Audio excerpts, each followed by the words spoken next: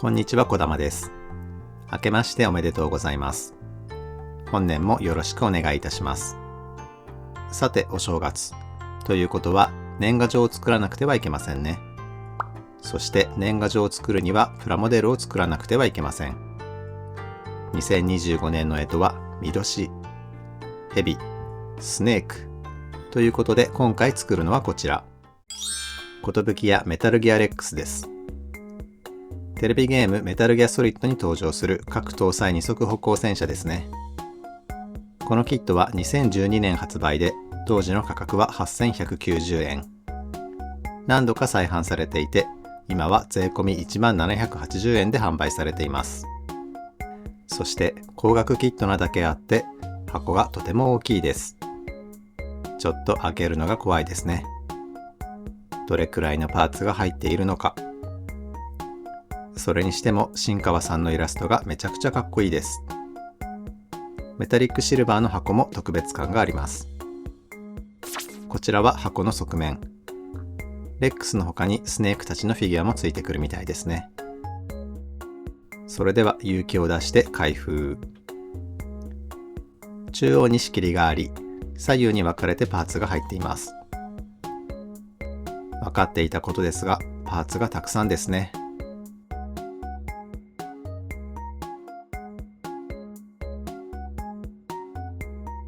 一部関節部分にはポリキャップが使われるみたいです。こちらゴールドのパーツは塗装済み。これは嬉しい。クリアパーツもあります。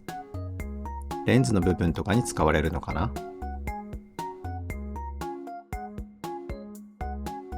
レックスを立たせるためのスタンドもあります。このサイズのフィギュアは塗ったことないですけど、今回はフィギュアの塗装も頑張りたいところ。これは台座。飾るときに雰囲気が出ますね。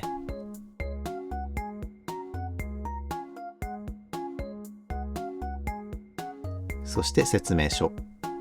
説明書は冊子になっています。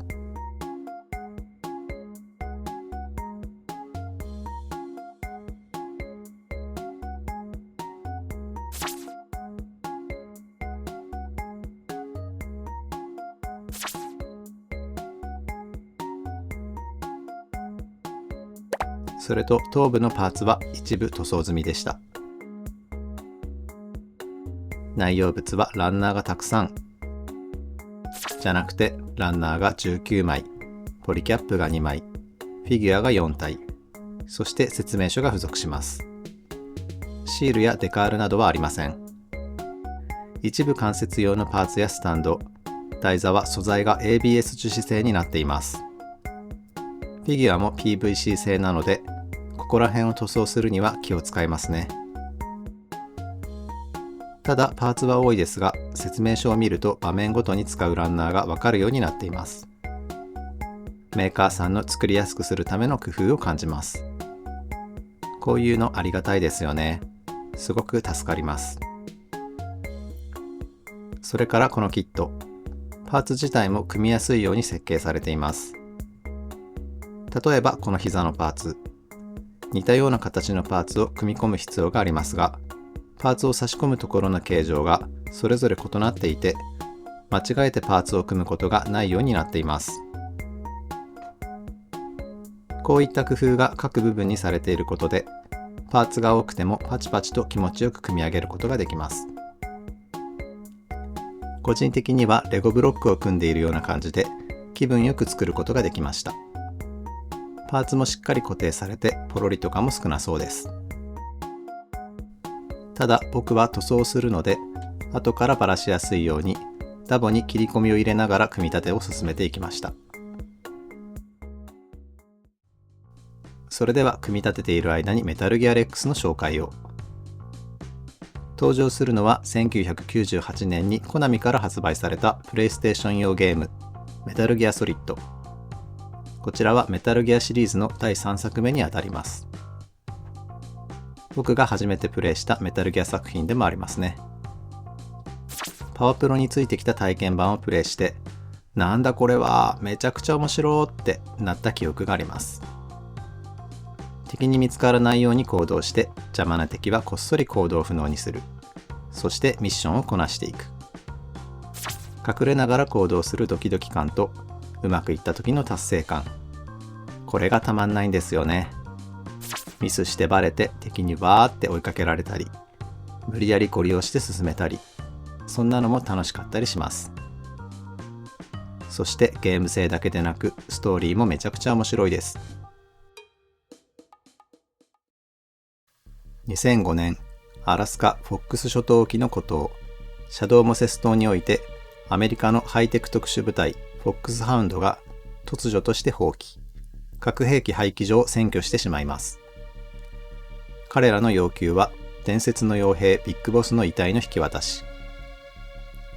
24時間以内に受け入れられない場合、核を発射するとアメリカ政府を脅迫してきます。アメリカ政府はこれの鎮圧作戦の司令官として、元フォックスハウンド司令官ロイ・キャンベルを招集。キャンベルは元フォックスハウンド隊員ソリッド・スネークを呼び戻します。単独潜入をするスネークに与えられた任務は2つ。人質とされている要人の救出と、テロリストの核発射能力の調査、およびそれの無効化です。潜入作戦を進めていくと、その施設がただの核兵器廃棄所ではなく、新型核発射兵器メタルギアの開発を行う軍事基地であることがわかります。少しずつ情報が明かされていき、物語の全容が見えてくるのが面白くて、ついついやめ時を失ってしまうんですよね。追求されたリアリティとそこに織り込まれるファンタジー、そしてプレイヤーを楽しませる遊び心。未プレイの方にはぜひプレイしてみてほしいです。きっと他のシリーズ作品もプレイしてみたくなるはずです。それではメタルギアレックスとはどういう兵器なのか。メタルギアシリーズに登場するメタルギアとは基本的に核搭載二足歩行戦車を指します。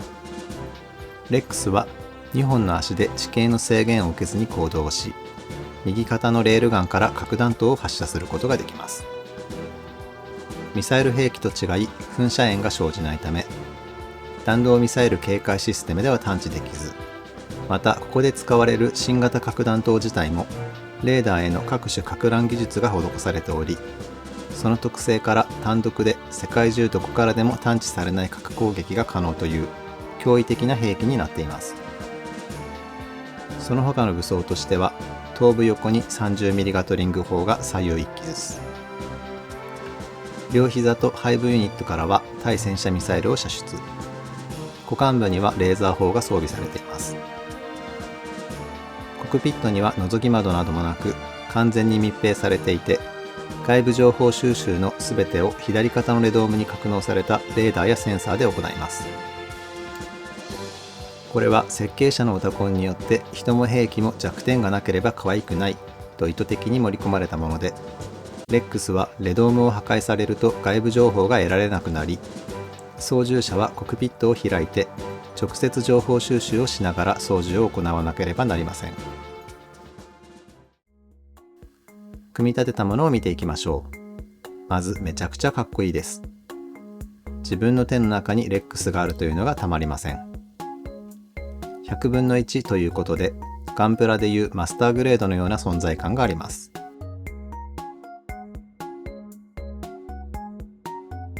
コックピットになっている頭部は開閉が可能。方向を上げるレックスかっこいいんですよね。ただあれ、方向のように演出されていますけど、実際はコックピットが開閉する時のきしみらしいです。首はかなり広い可動範囲があります。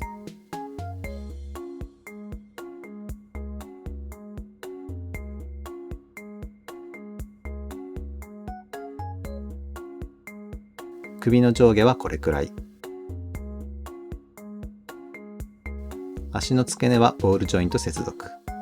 干渉するものが少ないのでかなり自由に動きます。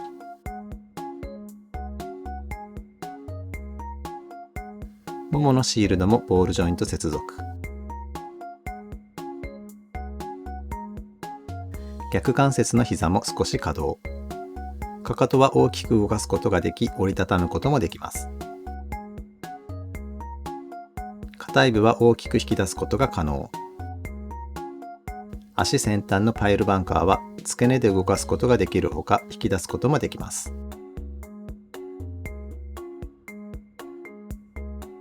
足の接地部分は細かく可動でき、しっかりと接地面を確保します。背部ユニットはこんな感じで可動。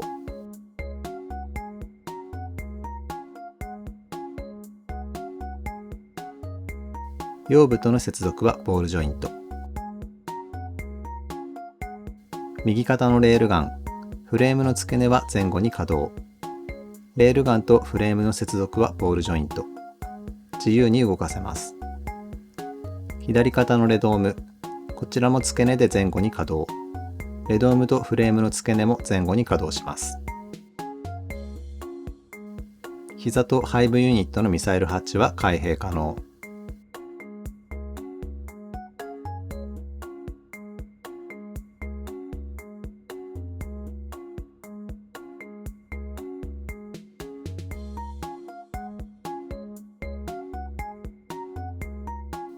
股間部のレーザー砲は上下に可動するほか、付け根で回転します。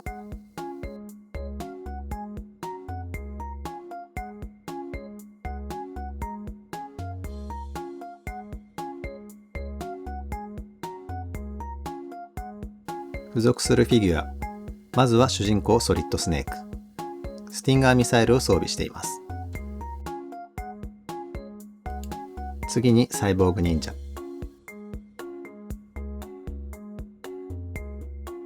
サイボーグ忍者のフィギュアは2種類あり、もう1種類は片腕を切断されレックスに踏みつぶされるシーンのものになっています。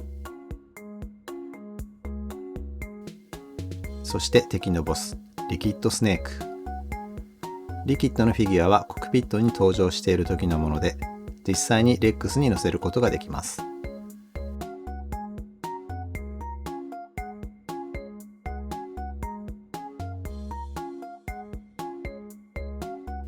こちらはスタンドと台座。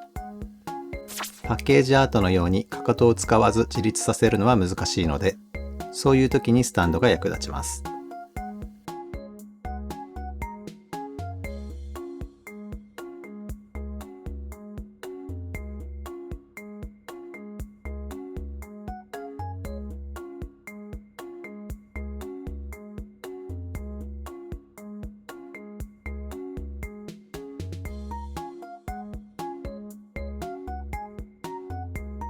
こんな感じで膠着モードにすることもできます。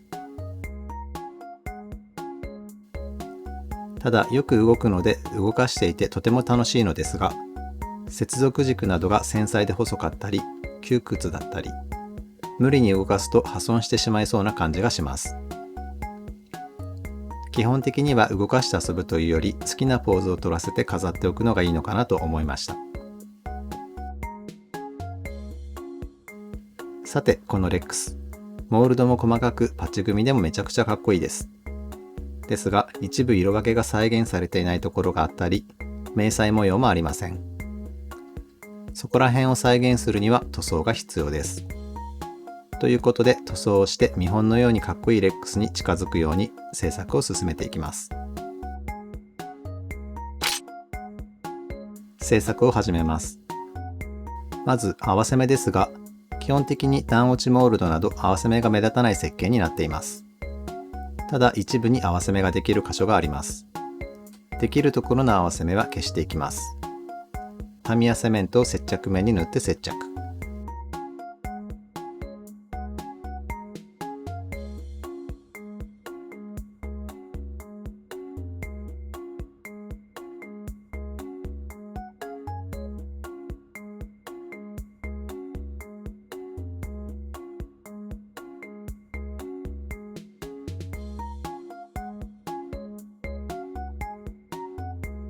乾燥後ヤスリをかけて接着跡をきれいに整えます。かかとの部分にも合わせ目ができるのですが、ここは別のパーツを挟み込む必要があります。後はめ加工をすることも考えたのですが、広角キットで失敗するのも怖くて結局諦めました。合わせ目を消したところやゲート跡などヤスリをかけてきれいにします。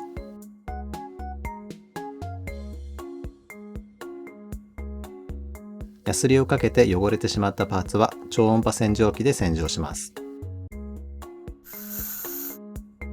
パーツが乾燥したら塗装に入ります。今回使用した塗料はこちら。基本はクレオスのラッカー塗料を使い、一部塗り分けなどにはガイアノーツやタミヤのラッカー塗料、エナメル塗料も使います。一部の関節部のパーツは ABS 樹脂製になっています。そのまま塗装をすると後々破損してしまうかもしれません。ガイアマルチプライマーを下地に塗布して溶剤の浸透を防ぎます。今回は立体感が出るように簡単にグラデーション塗装を行います。下地は黒サフ。一旦各パーツを真っ黒に塗装します。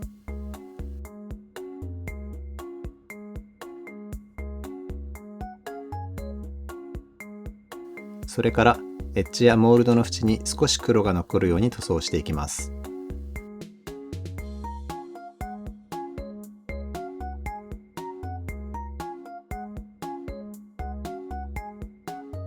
どうでしょう。最後組み上げた時にかっこよくなっているといいんですけど、マスキングの前に光沢クリアで塗膜を保護しておきます。これで安心してマスキングができます。塗り分け箇所をマスキングします。マスキングテープを細かくカットしながら色を残すところをマスキングしていきます。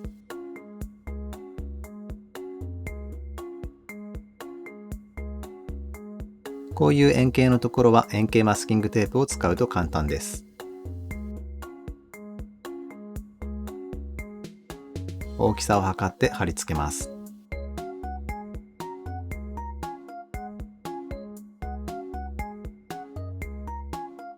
塗装をしていきます。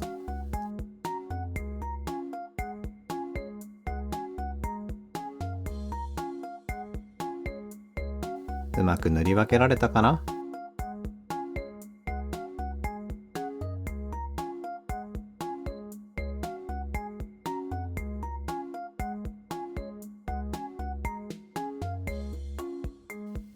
？OK です。外装のメインカラーに使用したのはタミヤの明灰白色。説明書のカラーガイドだとミスターカラーを調色するように指示されています。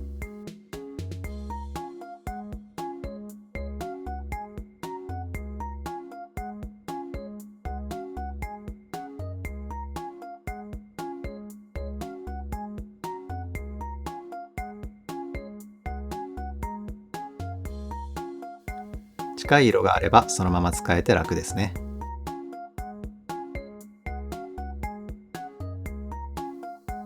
頭部の塗装済みパーツも塗装したので改めて塗り分けます。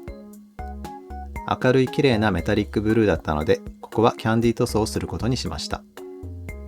スーパーファインシルバー2を塗装してその上からクリアブルーを塗装します。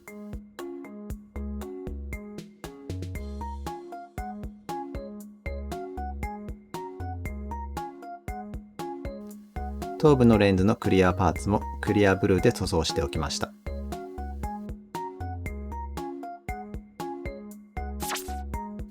迷彩部分の塗装をします。塗料はカラーガイドを参考に調色しました。ここのマスキングが大変でしたね。複数のパーツにつながるように迷彩模様があるので、一度組んだ状態でマスキングをしたり、かなり気を使いました。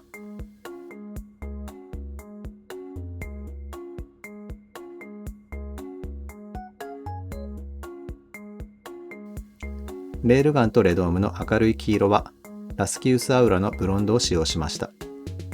髪色用のシリーズですがちょうど良かったと思います。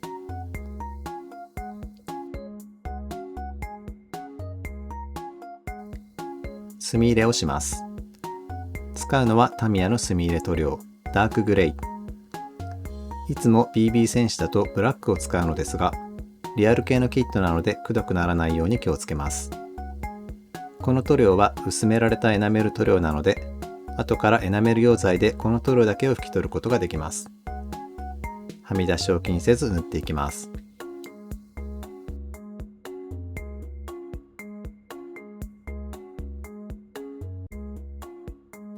余分な塗料をエナメル溶剤で拭き取っていきます。溶剤を含ませた綿棒で拭き拭きします。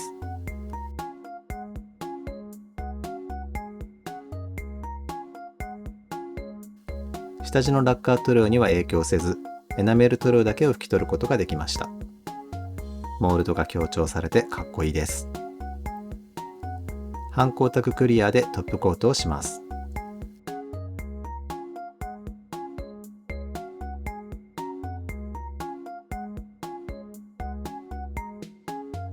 それでは組み上げていきます。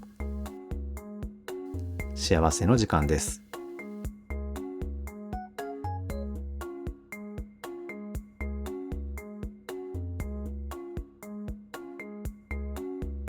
組み上げてみたのですが、迷彩部分はグラデーションを意識しなかったので、少し浮いているような印象です。少し色を重ねてなじませていこうと思います。大理石塗装の手法を参考に塗装します。使う塗料はガイアのクリアホワイトと GX クリアブラック。クリアスプレーで固めたレンジフードフィルターを使用します。他で使用したものの再利用なので、もう色がついていますね。これでパーツをくるんで隙間からランダムに薄く色が乗るようにします。どうなるかな？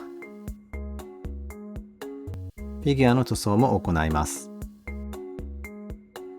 PVC 製のパーツなので、ガイアマルチプライマーで塗料がしっかり乗るようにしておきます。こういうフィギュアって初めて塗装します。大変そうなのでいつもはスルーしてしまいますね。筆での塗り分けも考えたんですけど、どう考えても綺麗に塗れないので、マスキングで塗り分けることにしました。当たり前ですけど、めちゃくちゃ細かいです。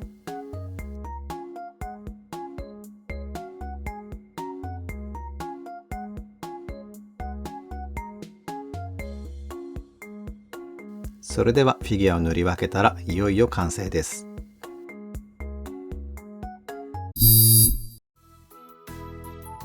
どうでしょう？めちゃくちゃかっこいいです。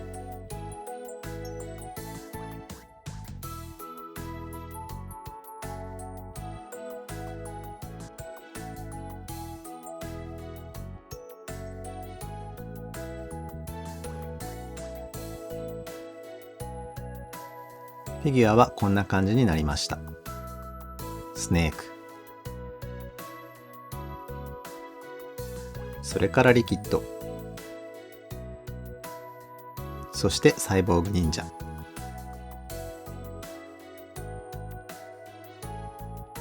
意外とうまく塗れたなぁと満足しています。リキッドをコクピットに乗せてみます。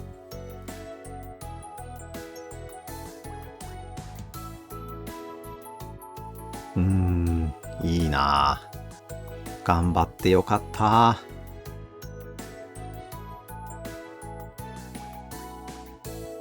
最後にクリアブラックなどを重ねて、うまく迷彩が馴染んでくれたと思います。光学キットなので作るのに勇気がいりますが、それに見合った満足感をくれる素晴らしいキットでした。うちには他にメタルギアレイが積まれていますが、4の半壊したレックスやサヘラントロプスとかも欲しくなってしまいましたね。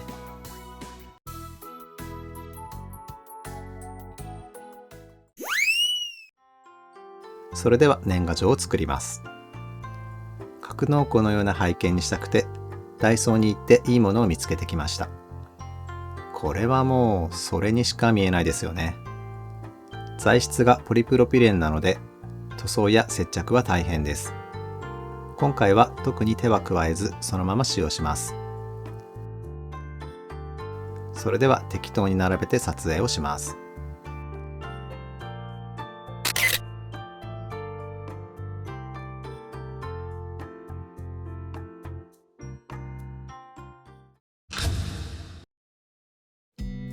動画の投稿が遅くなり、年賀状の時期から大きくずれてしまいました。実はキットも年末年始のお休みで完成させるつもりだったのですが、体調を崩してその期間は何もできませんでした。お休み期間は寝ながらアニメを見て過ごしてましたね。劇場版のスパイファミリーを見て、フェイトステイナイトを全話見て、それからゼータガンダムを見て、そんな風に過ごしてました。ゼータガンダムは魅力的な可変機がたくさん出てきて、プラモデルを作りたくなっちゃいましたね。結局現実の年賀状も時期には間に合わず、寒中見舞いとなってしまいました。さて、2024年動画を見ていただいた方々、ありがとうございました。いいねやコメントをくれる方もいて、とてもモチベーションになっています。2025年もよろしくお願いします。またお会いしましょう。小玉でした。